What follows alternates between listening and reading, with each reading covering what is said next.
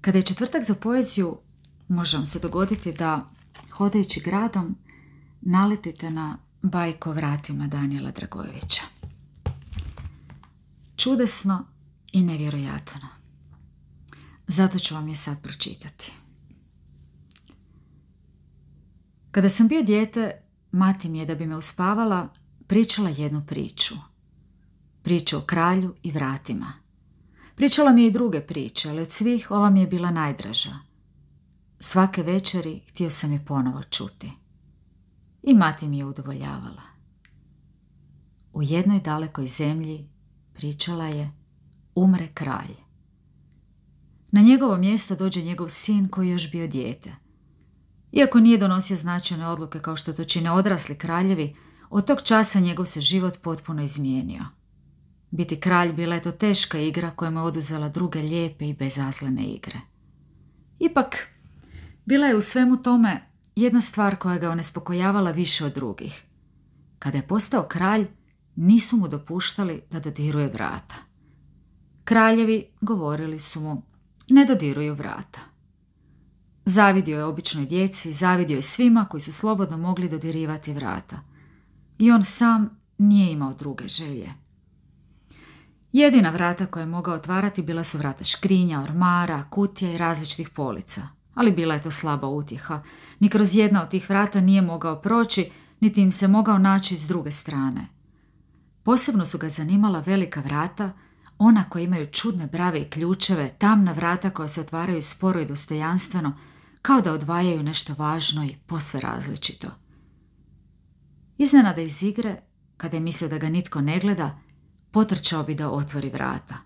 Vrata su se sama otvarala, svuda su se nalazili sluge i stražari. Da vrata mogu otvarati sluge, a ne on koji je gospodar svima njima, činilo mu se velikom nepravdom. Pokušavao je to objasniti svojoj majci, stričevima i svima koji upravljaju kraljevinom, izmoliti od njih odobrenje. Kraljevi ne dodiruju vrata, odgovarali su mu. Usred noći, dok su svi spavali, znao je iznenada ustati i krenuti prema vratima. Sluge bi se začas našle oko njega i vraćale ga u krevet. I tada, kad bi zaspao, sanjao bi samo vrata. Otvaraju ih je jedna za drugima kao što vjetar iznenada otvara prozore u nestašnoj igri. U priči kao da je to mjesto imalo čarobnu moć. Pri tim riječima ja bih svake večeri zaspao. Druge večeri molio sam majku da mi tu priču ponovo priča. Nadao sam se da ću ostati budan i čuti njen kraj. Mora da je mali kralj, mislio sam, pronašao način da otvori vrata i izađe iz svoje žalosti. Ali jedne zime, kada mi se činilo da se vrata moraju otvoriti, zbio se događaj koji je prekinuo svaku majčinu riječ. Ona umre od neke beznačajne bolesti. Kao da je otišla na put, mislio sam da će se vratiti i reći mi kako je kralj otvorio vrata.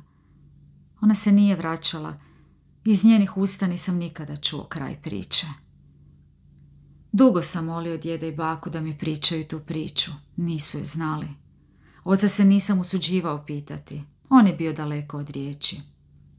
Njega sam mogao pitati o psima i konjima, o vratima ne. Od tada, od smrti majke, postao sam, mogao bih kazati, bolestan od vrata. Tek kada su mi se igre i kretanja počeli vezivati za prostor oko kuće, polako sam potiskivao i zaboravljao priču. No vratila se ona, kao što se vraća bolest koju smo u djetinjstvu preboljeli. Vratila se kada sam postao mladić, u to vrijeme kada se čovjek ne mjeri s nejasnoćama i nemogućnostima. Svim snagama svoga bića pokušavao sam se dosjetiti koje su to bile riječi koje mi je majka došapnula u san. I kada je radoznalost prerasla sram, počeo sam oprezno pitati ljude kako je kralj otvorio vrata. Jedni su me ispraćali podsmihom, a drugi nisu znali. Zbog toga sam to pokušavao riješiti sam. Zamišljao sam se na mjestu maloga kralja, koračao po sobi, doticao vrata. Ništa mi nije donosilo spokoj i rješenje. Nije moguće da nitko ne zna kako je završila priča.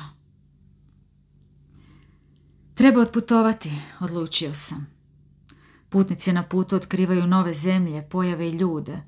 Hod je ono što odaje tajne. U beskrajnom svijetu svim se pričama nalazi kraj. Prilazit ću ljudima koje budem susretao, ispričat ću im priču o vratima i molit ću ih da je nastave, molit ću ih da mi kažu kako se po njihovu mišljenju priča završila.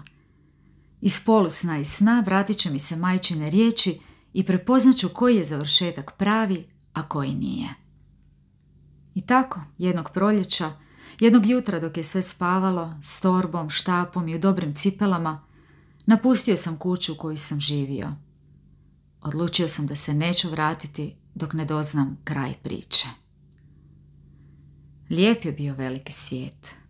Na vrhovima brda ili gledajući nova lica i prizore, zaboravljao sam vrata, ali u časovima tuge koji su česti na putu, ponovo sam se vraćao vratima, sjećanjima na majku i tražio riječi. Prvu zanimljivu priču ispričao mi je u jednoj gostionici vojnik koji se vraćao iz rata. Kada je čuo početak moje priče, obradovao se i odmah pristao da je nastavi.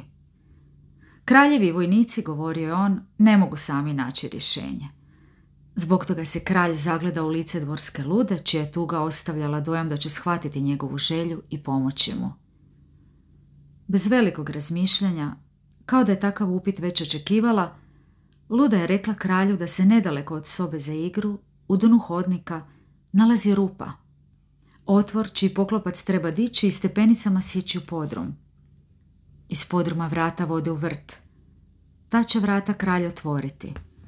U dogovoreno vrijeme luda će dići poklopac, a kada kralj uđe, ponovo će ga staviti na njegovo mjesto. Kralj je učinio kako mu je luda rekla. Polako se stepenicama spustio u podrum. Podrum je bio mračan i vlažan. Nakon nekoliko trenutaka, kralj je požalio što je ušao. Bila je to rupa u kojoj su bacali i ostavljali ljude nepoželjne za dvor, buntovnike, spletkare i ljude koji su previše vidjeli i previše htjeli. Sada su oni bili samo kosturi bez imena, oko kojih su se glasali miševi i sove. Kralja je obuzimao strah. Mislio je kako je to samo ludina podvala i kako iz te rupe više neće izaći živ. S tim mislima kralj je opipavao vlažan zid i plakao. Nakon mnogo vremena, kada je već bio zaboravio vrata i izgubio svaku nadu da će izaći, napipa veliki zasun i bravu i s naporom ih otvori. U silnom strahu nije ni osjetio da otvara vrata i da mu se želja ispunja. Pred njim je bio sunčan dan, divan prizor kakvog još nije vidio. Pjaše proljeće, voćke u cvatu, ptice u veselju, nikoga oko njega. Nedaleko samo ljuljačka. On se zaljulja. Priča je bez sumnje bila lijepa. Vojnik ju je s radošću pričao. Ipak osjećao sam da nije prava. Zahvalio sam vojniku i otišao dalje. Drugu priču koju je vrijedno ispričati, ispričao mi je glumac iz putujućeg kazališta. Znaš li ti što je to ogledalo? Obratio mi se pošto je saslušao moju priču. Ogledalom se može sve. Može se nadmudriti čitav dvor. Znajući to, mali kralj je zahtijevao da mu se u spavaonicu donese veliko ogledalo i da ga se postavi točno nasuprot vratima. Vrata su se, na taj način, ogledala u njemu i nisu se mogla razlikovati od pravih. Kralj je znao da se noću straže mijenjaju i da nova straža neće znati za ogledalo. Uzeo je noć za saveznicu i dan za varanje. Ujutro je kralj ustao i naglo, kao i nekih drugih jutara, pojurio prema vratima ogledalo. Zbunivši se načas, misleći da su to prava, prema njima su pojurili i vojnici. Mali kralj se tiho nasmijao. Iskoristio njihovu zbunjenost, vratio se i polako, s uzdahom i olakšanjem, otvorio prava vrata. Stražari su s velikom bukom razbili ogledalo i sliku vrata u njemu. I ta priča je bila lijepa i domišljata, ali glas u meni koji sam slušao nije govorio da. Trebalo je putovati dalje. S vremenom sam se uvjerio da treba slušati ljude kojima su ruke tihe i zauzete nekim poslom. Možda sam zato i poslušao priču jednog kotlara. Čovjek može uistinu posjedovati, govori je on, samo ono što sam načini. Kralj je stoga, uz pomoć drugih, počeo praviti vrata. U toj igri on je načinio lijepa vrata, takva kakva je želio, jedinstvena u kraljevini, i uspravio ih među drvećem u vrtu. Ta vrata je dodirivao dok su bila izrađivana i onda kad su bila gotova. To su njegova i samo njegova vrata. U priči ovog poštenog čovjeka riječi nisu poletjele. Ta vrata u vratu ništa nisu razdvajala, u vrtu ništa nisu razdvajala. To nisu bila vrata, nego neki čudan predmet bez tajne. To nije mogao biti kraj priče. Neka starija žena, pošto je saslušala početak priče, dugo me gledala. Mladiću, dugo si putovao, rekla mi ona. Misliš da postoji kraj priče? Kao majka to znam. Majke znaju samo početke priče, ali ne znaju i završetke. Mali kralj nije znao što treba učiniti, a nije to znala ni tvoja majka. Ona je na tobom stajala sa svojom pričom i pokušala ti otvoriti vrata, ali ih je uistinu ostavljala zatvorena i netaknuta u tvome snu. Znala je, kada se probudiš, ti sam morat ćeš slijediti svoje riječi, pokrete i korake. Zato bi ona, na mjestu koje ti još pamtiš, ustala, pogledala spavaš li i kada bi se uvjerila da te svladao san, zapjevala bi ti u spavanku. Spavaj, spavaj, mali cvijete, mjesečina niti plete. Zate pjeva jedna ptica, niče zate skrita klica. K tebi sada sve dolazi, svojom rukom noć te mazi. Noć te mazi, noć priprema za dan što se sunčan sprema. Kad otvoriš oči u svjetlosti zlata, jutro ima zate otvorena vrata. Majka bi zatim ugasila svijeću i izašla iz sobe. U ovoj priči prvi put sam osjetio nešto što bi moglo odgovarati tihoj naravi moje majke. Nemoć mi se činila istinitija od rješenja. Ali i toj priči, po mom osjećanju, nešto nedostajalo. Što? Trebalo je to još otkriti. Bilo je još mnogo priča koje sam čuo. U jednoj od njih kralj se razbolio i majka mu je zbog straha da ne umre dopustila otvoriti vrata. Neki su vidjeli nadnaravne sile koje su kralja dovodile do vrata, a neki nisu vidjeli nikakvu mogućnost da se vrata otvore. Ma kako bile različite, svaka me od tih priča obogaćivala. Uz riječi gledao sam ljude i njihove poslove. Riječi su se ispreplitale sa stvarima i bilo ih je teško odijeliti. Jedne večeri, na svom dugom putu, našao sam se na obali rijeke.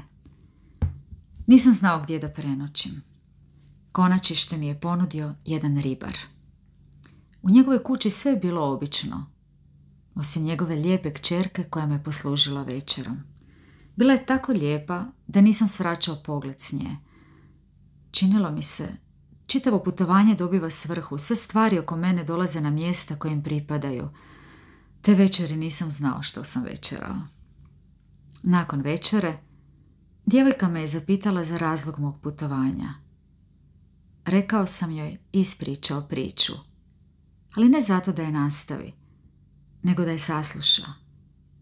Ona me gledala pogledom voda, livada, prostranstava, dolazaka i odlazaka. Kada su joj roditelji otišli pospremiti mreže, gotovo sasvim nehotično, počela mi je pričati svoj kraj priče. Ta me priča začudila više od drugih, ali ne zato što je bila izuzetna, nego zato što je bila gotovo ista kao u starice. Jedino je u riječima djevojke bilo više žara, više ljepote. To je priču činilo različitom. Čuo sam njen glas, njega sam slušao, on mi je donosio mjesta kroz koja sam prošao i ona što ću ih još proći. I u toj priči majka nije znala kako se završava priča. Kada bih ja zaspao, Kralj je odlazio iz njenih riječi i misli i ona bi nagnuta nadamnom počela pjevati ili govoriti riječi bez nekog naročitog smisla, jednostavno lijepe riječi. Na kraju bi majka, tako je pričala djevojka, utrnula svijeću, prišla mom krevetu i poljubila me. Na te posljednje riječi, a možda dok ih je izgovarala, djevojka je ustala, prišla k meni, poljubila me i otrčala van. Ostao sam sam, smeten, iznenađen i radostan. Zaboravio sam priču. Mislio sam o djevojci. Otada sam bio s njom i znao sam da je to pravi kraj priče o vratima.